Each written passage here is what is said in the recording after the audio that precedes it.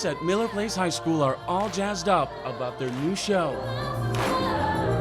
It's not Disney. It's not, skipping around and singing about, falling in love and being in high school. This is about the city. It's about harsh topics.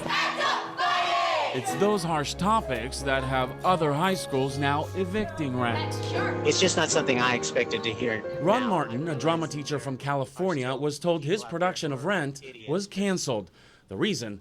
Too much homosexuality and prostitution. I realize that there are still people out there who are idiots, but to have a principal say that that was the reason was just beyond something that I could understand. The principal and drama teacher eventually worked it out. She saw his script, deemed it appropriate for young audiences, and the show will go on. The Pulitzer Prize-winning musical is about young artists struggling in New York. Some are gay, some are straight, some have HIV or are addicted to drugs.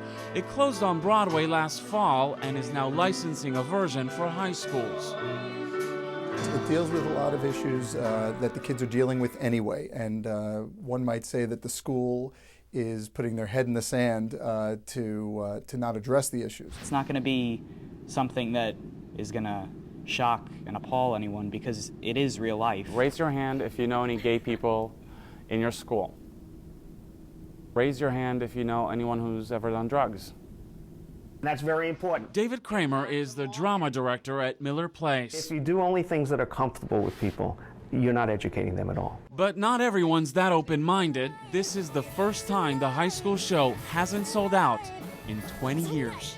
Why do you think in 2009 people are still afraid of Rent? Because I don't think they know the show. Maybe the biggest lesson for these students was best described by the man who wrote Rent, Jonathan Larson. He says, everything is rent. Well, then we have to discover what that line was all about. Life is rent. You don't own it. It's sacred. Itai Had, CBS News, Miller Place, New York.